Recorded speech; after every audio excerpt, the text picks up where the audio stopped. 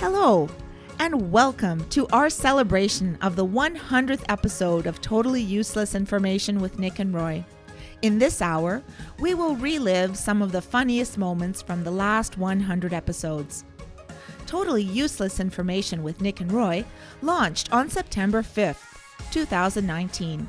Although the world has changed in the past couple of years, one thing that hasn't is your appetite for bits and bytes of useless information. Here is how it all began, the pilot episode. Ladies and gentlemen, this is your pilot speaking. We're traveling at 30,000 feet, and it's time for the Totally Useless Information podcast, the pilot episode. Who's flying the plane? Is anyone flying the plane? Who's flying the plane? Fasten your seatbelts as we are your in-flight entertainment. Sit back, relax, and be amazed at how much useless information is out there. How many pounds of skin will a human being shed in their lifetime? The best remedy after being stung by a jellyfish is what? I'm Nick. And I'm Roy, and we go out of our way to scour the internet for totally useless information We really don't need. So join us on this journey as we find out together more useless information out there in this. totally useless information. It's everything you never needed to know. By listening once a week, you'll get smarter than you think. The Totally Useless Information Podcast, hosted by Nick and Roy. Well, hello there, and yes, welcome to the pilot episode of the Totally Useless Information Podcast. Hello, my friend Roy. How are you? Welcome from beautiful, sunny, orange-laden Florida. Welcome from beautiful Toronto. We have oranges up here, too. Yes, yes, you do, but you get them from us. But listen, folks, we're 1,500 miles away. We've been friends for how many years, Nick? Over 40 years and counting. 40. Right. So 40 years we've been friends. We met in high school. Nick used to live in the United States. He moved to Canada in 1990. 1990, yeah. Wow. Way back when. Awesome. So here we are, 1,500 miles apart, and we've been doing this podcasting since, well, we first met. But podcasts weren't invented back then, so we finally started to record them. And here we are for you, to give you totally useless information. So, like we said, sit back, relax. You'll be amazed at how much information's out there, and we are here for you. Well, if Al Gore invented the internet, then we invented the damn podcast. That's right. Absolutely. So, let's kick it off right away. Animal, animal, animal, crazy animal. You're going to find some amazing jingles. The budget was set way, way high. Nick introduced us to a remedy that might be helpful if someone is stung by a jellyfish. Get ready for it. True or false? If you are stung by a jellyfish, this is my teaser. If you're stung by a jellyfish, the best remedy is to pee on it. True or false? I hope not. I would say true, because I've heard that people do that. The answer is false. No, not only is this not an effective treatment, but scientists have found it can worsen the sting, so don't do it. According to the Cleveland Clinic, the proper way to treat a jellyfish sting is with hot water, Okay. not urine. So you're at the beach, somebody says, I got stung by a jellyfish. You run over, you pull your bathing suit down, and you start to urinate on them. Why? No. Why? Why would anyone do that? I would punch them. You're in for a real rude awakening. Okay, well, being that you were talking about urine, what animal has the largest penis in the animal kingdom? What a segue. It's an amazing segue. Thank you for that. What animal? I would say that I would guess. I don't know if everyone out there would guess the same as me. What do you think, guys? What do you think, huh? Studio audience? Yes, do you all agree? The horse. The horse. Well, although the horse has a rather hefty Schwarzenegger, the actual largest penis in the animal kingdom, considered by size, the barnacle, the thing that hooks onto your bottom of your boat, is apparently hooking on with something else. He has the largest penis in the animal kingdom, the barnacle. My boat or yours. Here are a couple of weird laws that are still active today. Did you know that in Kentucky, it is illegal? You can get arrested for holding an ice cream cone in your back pocket. You got to be kidding me. Why? Why would you want to take the ice cream cone and put it in your back pocket? I don't know. It's not like something that's easily toteable around. It's a hard enough time to eat the thing without it getting all over you. Nevertheless, sticking it into one of your pockets. I could not even understand this part. So let's say you're going to pick up some ice cream for 3 or 4 of your friends. Right. You don't have any place to, how many ice cream cones can you hold in one hand? So you start putting them in your pocket. Right. And maybe someone complained in Kentucky, because all it takes is one complaint. The next thing you know, they've banned back pocket ice cream cones. Tell you what happened. They probably had the ice cream cone in their back pocket, sat on a seat. Somebody else sat on the seat, got ice cream on their pants, and said, "Son of a, you know what? No, son of a gun." Son of a sea cook, I got ice cream on my pants. In Texas, it is illegal to put graffiti on someone else's cow. Yeah, that happens a lot in Texas.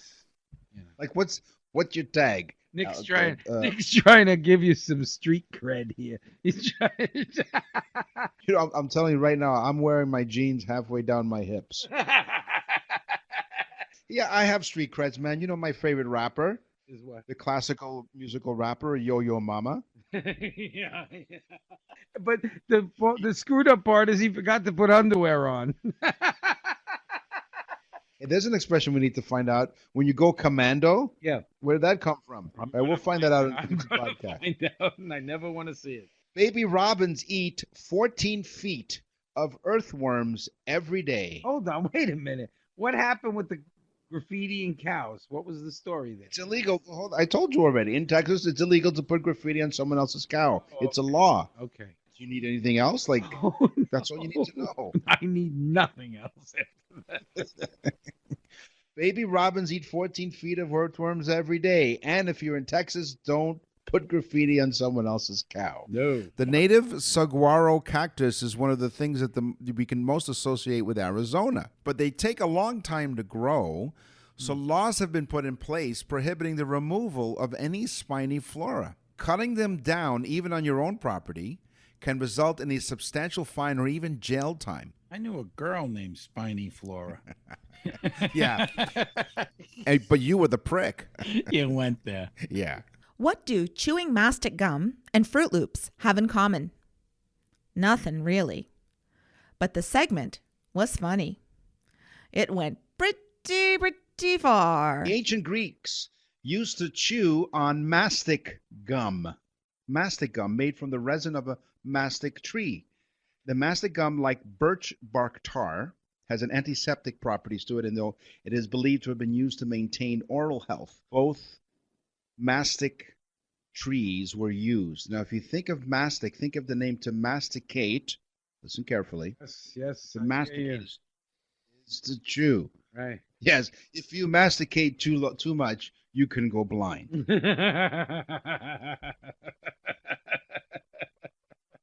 But as the mastic gum comes from, I gotta hand it to you. there you go. You have something else you want to share with the world. Yes, I do. And it's got nothing to do with masticating, which I thought was really off base. Just wrong. You know Fruit Loops? You've had Fruit Loops ever? Delicious, yes. Okay. And there's like what, red and green and blue and Fruit Loops? Yeah, I'm assuming they represent some of the fruit flavors. Right. They all taste exactly the same. There is no separate flavor. They just have come different on. colors. They actually all taste identical, and people want the red ones because they think they taste better. That's wild. You just blew my mind. Wow. Yep. No flavor. So the next time I pour a bowl of Fruit Loops, if I close my eyes, it wouldn't matter. They all taste the same. They all taste the same. And I think it's false advertising because they should be called Fruit Loop. No, they take you for a loop. That's what they do. As we look back at the past 100 episodes, Nick talked about the many uses of the kids' toy Slinky. You remember the Slinky as a kid? Oh, yes. In fact, it was, what was the commercial going down the stair? What walks downstairs This alone one. or in pairs and makes a slinkety sound? A spring, a marvelous thing. Everyone knows it's All Slinky. together now. It's Slinky, it's Slinky. For fun, it's a wonderful toy. A They're Slinky, Slinkies, they're a Slinky. Slinkies. They're fun for girls and boys. Girls and boys. Ah, girls. And... Slinky for girls and boys. That was a pretty catchy jingle for the day. Slinky was an excellent squirrel deterrent for bird feeders. Ooh. When mounted on the pole of the bird feeder, it stops the squirrels from climbing up the pole. So the squirrel will try to go up and the Slinky will come back down, Yeah. and the squirrel would not get to the bird feed. It is for girls and boys because I met a girl one time who wore a Slinky negligee. Invented in 1943, moving on, it was used in the Vietnam War. The Slinky Yep. or the negligee? No. No. It was worn by the Well, enemy. Oh, GI. He love you long time. A long time. It was used in the Vietnam War, the Slinky was, as an impromptu radio antenna. It received a frequency of 7 to 8 megahertz, and soldiers clipped on one end of the Slinky to the radio, and the other end was sent up a tree. It was Oh. lightweight, Awesome. and it received a really clear signal. What walks downstairs alone or in pairs and makes a slinkety sound?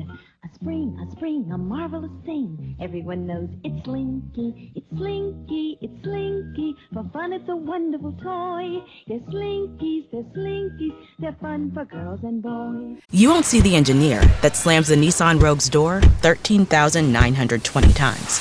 Or the corrosive chamber that simulates 15 years of life in 5 months. Or the Rogue heat-baked for over 300 combined hours. What you will see is a vehicle that can take punch after punch and keep rolling. Nissan, #1 in new vehicle quality among mainstream brands by J.D. Power. We put it through the worst, so you get its best. For J.D. Power 2025 U.S. Initial Quality Study Award information, visit jdpower.com/awards. Awards based on 2025 model year. Newer models may be shown. If you are enjoying this show while consuming fast food, you might want to rethink the next bite. Here's a fun fact for you. Do you like fast food? I do not. I try to stay away from it, although I do love it. Okay, well, here's the thing. If you're a fast food junkie, be aware. The average person will consume 12 pubic hairs in their fast food every year. Oh, yummy. So the moral of that story is stay away from the curly fries. Animals, crazy animals. So, yes, we apologize for the preceding fun fact. That's disgusting. Thank you. Thank you very much. So animals is one of the most popular useless information category. A lot of people have asked us all about animals. Animals are fun. Unless you are in the midst of the grip of the jaw of a crocodile. That would kind of suck because you're in the grip of the crocodile's jaw. Here is a way for you to get out of the grip of the jaw. Simply push your thumb into its eyes and it will let go right away. In fact, that's useful information. And let's do the disclaimer. Kids, don't do this at home. Try your best to stay away from the crocodiles, and then you don't have to worry about sticking fingers in any eyes. Nick and Roy discovered a peculiar name in Canada. The revelation? There is a town named Dildo in Newfoundland. There's a Turkey Point in southwestern Ontario, named for the abundance of wild turkeys in the area. And the U.S. may have more places than Turkey, but we in Canada have a Dildo, Newfoundland. We also have a... No, Hold stop. on. Stop. No, What? no. Dildo, Newfoundland. Yes. Okay. These are unusual names. Why? Why would anybody want to live in Dildo, Newfoundland? What do they, We also have a head smashed in Buffalo Jump in Alberta. Okay, I'd rather live in Head Smashed In than tell somebody, where do you live? I live in Dildo. I love Dildo. Better yet, where would you stay when you go there? Yeah, you'd stay at the Dildo Inn. Where'd you go? Dildo High. Dildo High School. On that note, on that wild note, Yeah. we have to go. I think I lived on Dong Street in the town of Dildo. Oh my God. What the hell's going on with Canadians?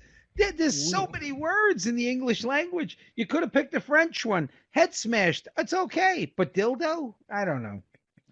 Raspberry smelling jeans were among the many funny inventions talked about by Nick and Roy. Weird Guy scratch and sniff raspberry scented jeans are made by clothing manufacturer Naked and Famous Denim. The Canadian brand boasts of using only raw denim manufactured at a traditional mill in Japan, so you can be assured of quality. For the Weird Guy jeans, raspberry perfume was coated all over the denim and then baked into them. The perfume contains millions upon millions of tiny micro scent capsules that break when you scratch on the surface of the jeans, like a scratch and sniff, releasing the yummy raspberry fragrance. Naked and Famous claims that the scent can last up to 5 washes, and if you wash your jeans just once every 3 months, they'll stand on their own. No, if you... Who the hell doesn't wash their jeans? Okay, let me just... I'm all over this one. Okay, first off, do Canadians not wash their jeans but for every 3 months? Okay. But then the most upsetting thing of all is the guy's a Canadian. He invents the jeans. And then he says, so that we can get some good quality, we sent it off to Japan to be made because we can't make them here in Canada. Oh, my God. What if you were told by your employer that you had to wear their underwear under your uniform? That's exactly what happened to Disney employees. Up until 2001, Disney employees were not allowed to wear their own underwear under their costumes. They had to share Disney-issued undergarments. So what were they, Mickey Mouse? Like, here are grown people wearing Mickey Mouse underwear. But after several employees complained, and they complained because they got pubic lice and reported stained undies, the company changed their policy. Oh, no. Especially being that they didn't make those Disney underwear in anything but youth sizes. So for someone like me, that would be really heartbreaking to put them on. It'd be like a nasty Speedo. At first, I thought it said public lice. What, there's private lice? Listen, there's no room for me, nevertheless, the pubic lice. This show just went off the rails. Right into Disney World. When it comes to the topic of useless sports information, here's one that may linger after you hear it. It's the professional finger pulling competition. So the finger pulling is no laughing matter in the Alps, okay? This is no laughing matter. Finger wrestling was once used to settle disputes, but it's now a competition that is taken quite seriously by the contenders. The winner is the person who manages to pull the other contestant's finger across the table using only his or her finger, as I said. Contenders pick their digit carefully and subject it to rigorous training involving crushing tennis balls and doing one-finger pull-ups. Professional, not amateur, these are professional finger-pulling competitors in the Alps. It's like, pull my finger. In the Alps, if you say, pull my finger, because it would echo. Useless information about animals was also discussed on the show. Nick found something giggle-worthy about chimps and their drinking habits. Speaking of going to the zoo, sometimes you'll see some chimps. And sometimes you'll see those chimps drinking fermented tree sap. Scientists are studying these chimpanzees in Guinea, and they've seen evidence of long-term and recurrent ingestion of ethanol. There was a 17-year study recording chimps, and and they're using their leaves to these plants to drink their fermented. The 17-year study recorded. I think you drank it. Yes. Yes, I was visiting the chimp cage before I started the show today. The 17-year study recorded chimps using leaves to drink fermented palm sap. Some drank high enough alcohol to produce what they called visible signs of inebriation. Yeah, they get whatchamacalls it SUIs, which is swinging under the influence. That's right. It took me a couple of seconds to put that together. It's okay. Yes, I think I had a little bit of that juice myself. I think they are swingers. Yes. In one of the useless facts, Nick suggests a way to improve your car's key fob signal using your head. Roy wondered what would happen if you stuck the key fob, you know where. Holding a remote key fob to your car, if you hold it next to your head, it increases its range because the water in your brain acts as an amplifier. If you touch the remote to your head while pressing the button, you can unlock your car from a further distance. For even better results, hold it under your chin and then open your mouth. Really? Yeah. Could you imagine what happens if you stick it up your No, then the headlights come on, and then it starts itself. it's a remote start. Oh, I didn't know you had remote start. Yes, on those cold winter mornings in Toronto, just stick the key fob up the old poop chute, and you can automatically start your car. You're listening to a celebration of 100 episodes of totally useless information with Nick and Roy. Listen, laugh, and learn. You won't see the engineer that slams the Nissan Rogue's door 13,920 times, or the corrosive chamber that simulates 15 years of life in 5 months, or the Rogue heat-baked for over 300 combined hours. What you will see is a vehicle that can take punch after punch and keep rolling. Nissan, #1 in new vehicle quality among mainstream brands by J.D. Power. We put it through the worst, so you get its best. For J.D. Power 2025 U.S. Initial Quality Study Award information, visit jdpower.com/awards. Awards based on 2025 model year. Newer models may be shown. Nick and Roy covered an invention by Buck Weimer for a U.S. underwear manufacturer named Shreddies. Their claim was that the undergarment can neutralize your air biscuits. Have you heard of Shreddies before? No. This is going to help millions and millions of peoples on the planet. Invented by Buck Weimer for a U.S. underwear manufacturer, Shreddies claim to neutralize the smell of flatulence. The filter, okay, to filter the flatulence's effects, the underwear's airtight fabric is sealed with elastic around the waistband and legs. If you want to buy, yes. If you want, now, how does it work? Hold on. Wait a minute. Nick, I'll tell you how it works. What? Go ahead. I was going to say, is this how the guy found out about the balloon? He blew his pants up and floated away. No. It would have been helpful. How does it work? Well, Shreddies flatulence filtering garments feature an activated carbon back panel and absorbs all of the flatulence odors. Due to its highly porous nature, the odors become trapped and neutralized by the cloth, which is then reactivated by simply washing the garment. Okay? If you want to buy a pair, or perhaps a pair for your significant stinky other, you can visit their store, myshreddies.com. And because I like to be, myshreddies.com, and because I'm thorough with my research, a men's 5-pack is $145 US. Really? I got news for them. I got a much easier scenario. You get a 10-foot pole, you hook a plastic tube to it, stick it up the poop chute, and hold the pole up 10 feet in the air.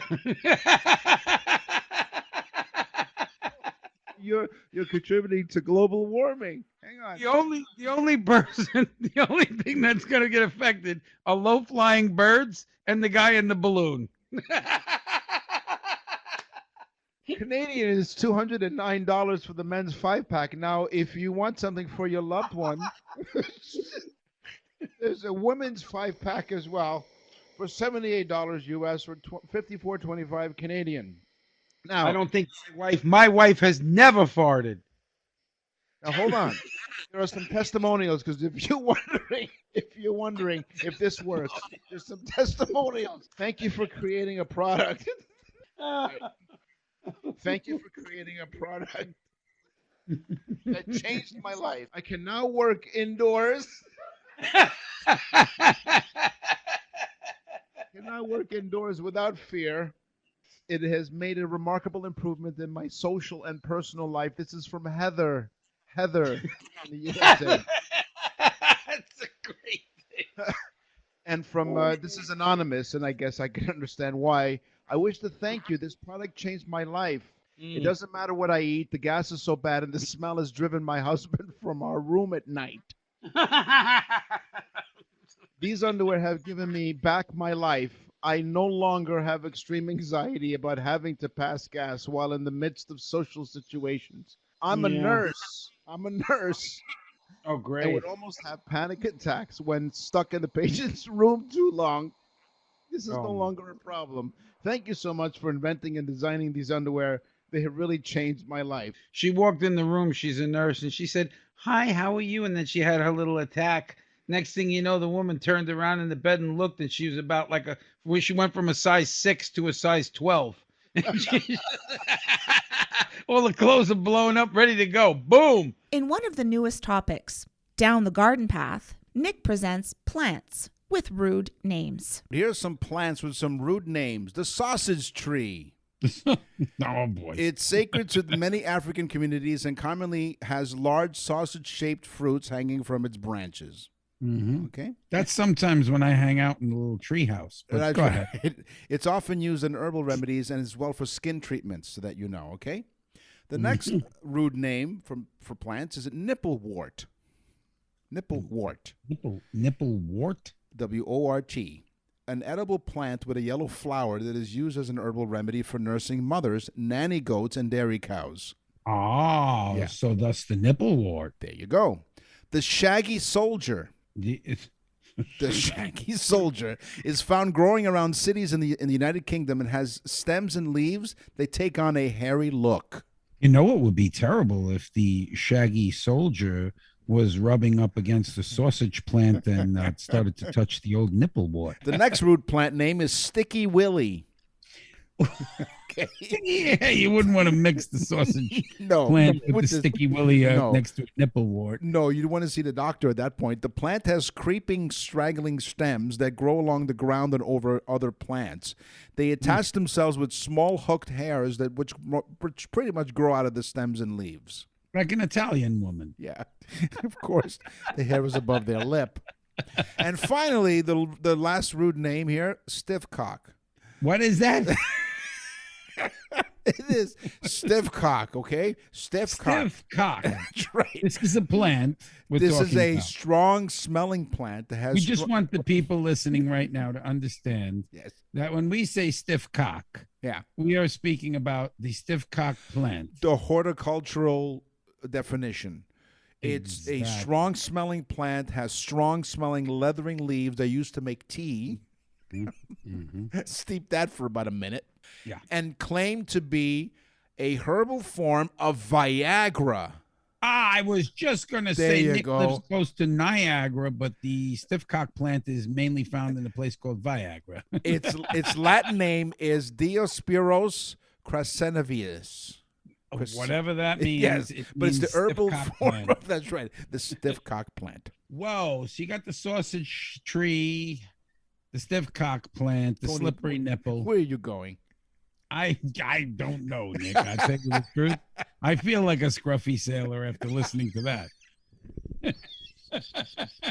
Not the scrub. No, it's the shaggy. You don't feel like I need a shave. I feel like I need a bath. It's the shaggy soldier. The Oh, scruffy. I'm sorry, the shaggy soldier.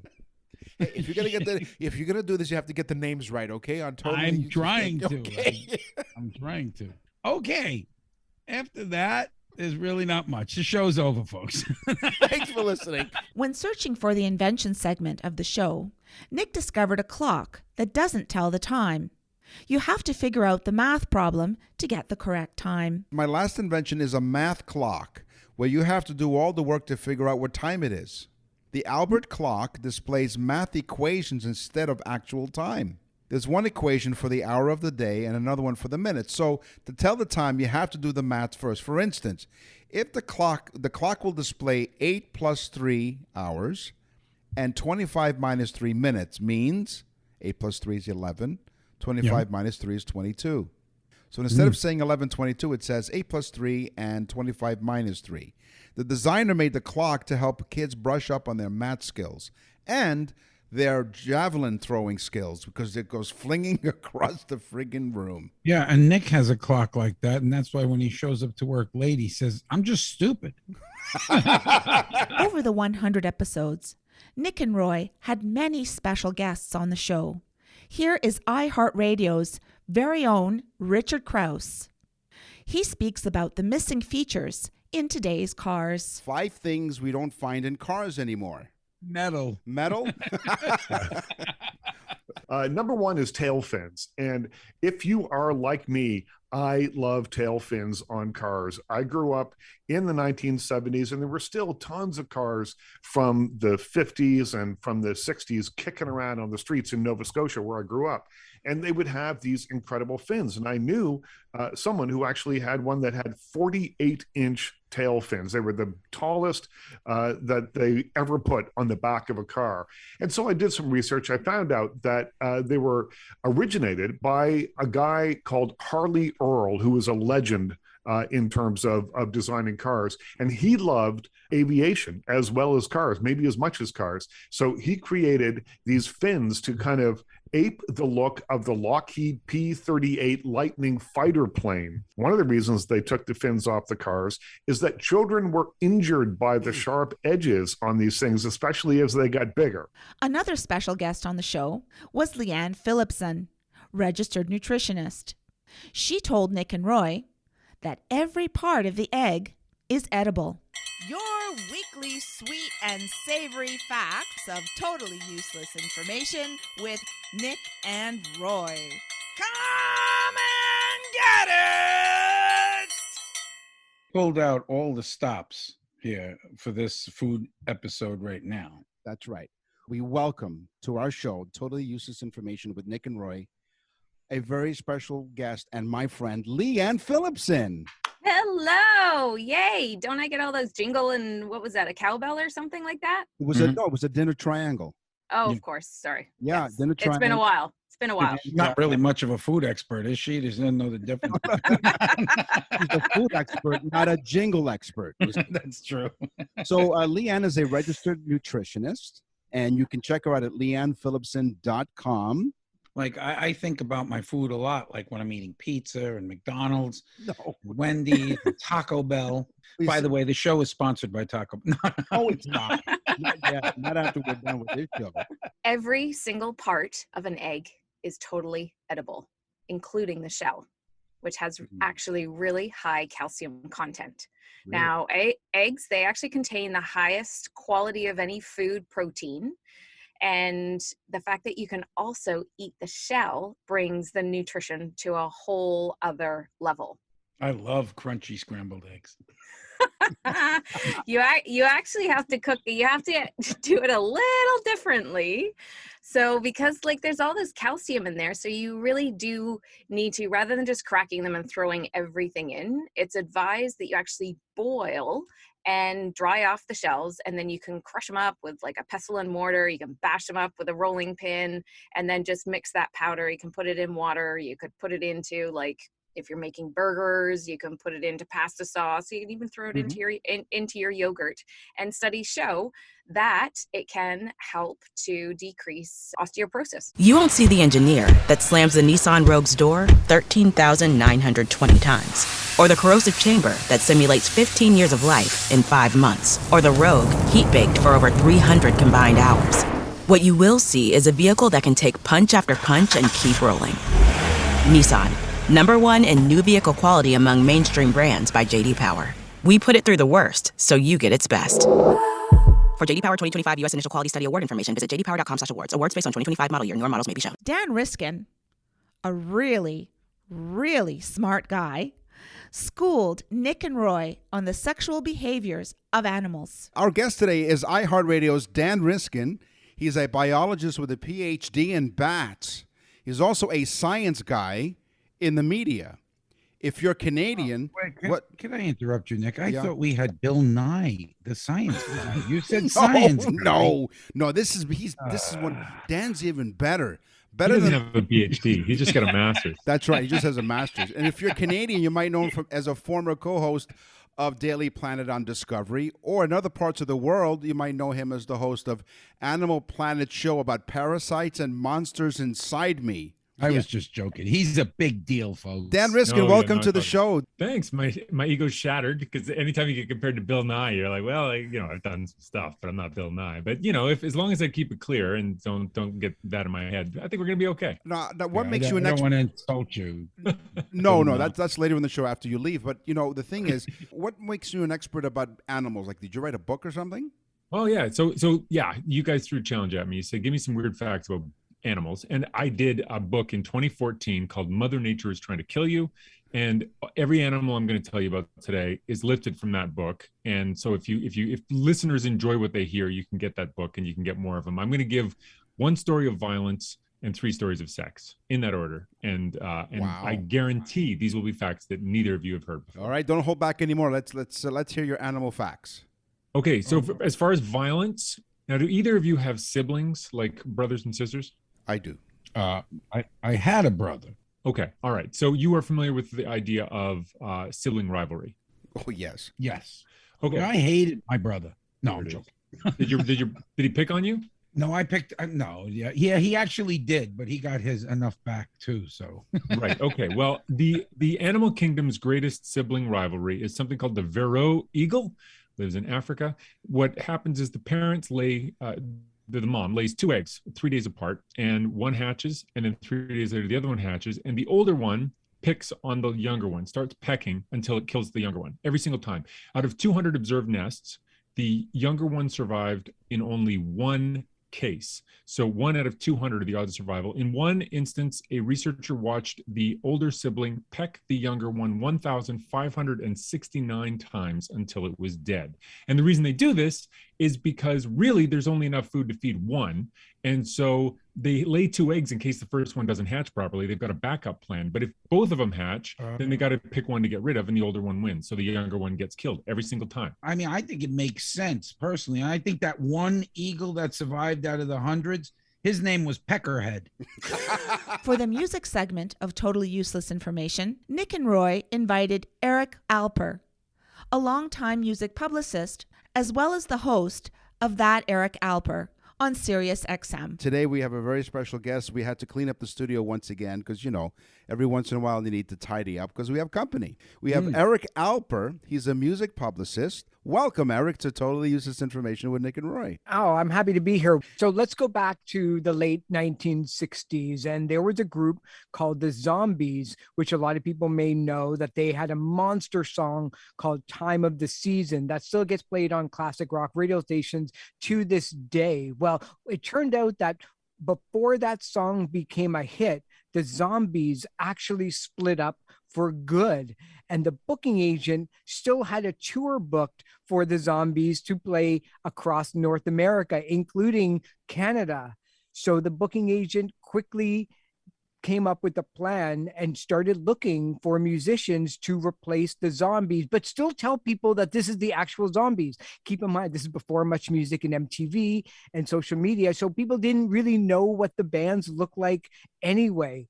2 of the guys in the band were actually, 2 of the guys in the band were named Dee Cruz and Chris Page.